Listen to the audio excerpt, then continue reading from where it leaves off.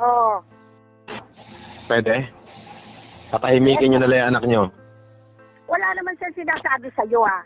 Wala siyang ginagawa laban sa'yo. Basta sa kanya kung binibunton yung galit mo, wala siyang ginagawa laban sa'yo. Ako magsasabi. Hindi ako. Oh, tangina naman eh. Pagagalitin nyo na naman ako eh. Minsan lang akong galit sa buhay. Putang ina, nakakulong ako ito! Sino may kasalanan? Ako? Kasalanan nyo! Nako, Francis, alam mo.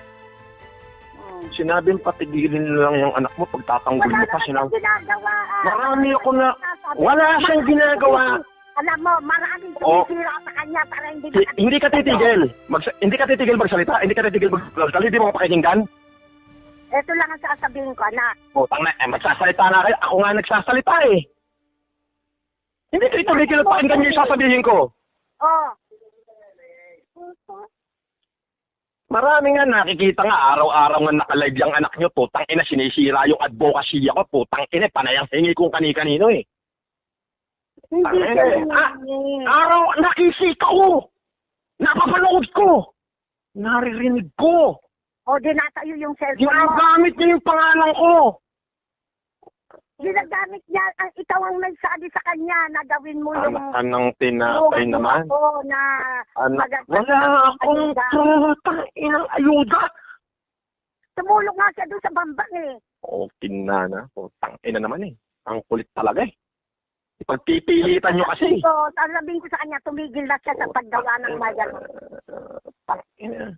Alam niyo ba na buhay ko na nakasalalay dyan? Eh putang ina, yung ginto-ginto na yan, kapag nalaman niya, ano mangyayari sa palagay niyo? Kayang depensahan? Si Mary Ann na ang may sabi niyan. Si Mary Ann, walang ibang tao akong kausap kundi si Mary Ann. Sumasakit na ulo ko sa inyo. Eh paano kung sabihin ko sa inyo? Kaya lang ako tumawag, pakinggan mo. Tapos na sana yung issue mo na Norman Mangusing, kung pinadalan mo na ng pera ng 2 milyon yung nasa Italy na Norman Mangusing na sumira sa iyo at gusto niya yung umuwi. Yun ang pasikaso mo. Ina naman talaga.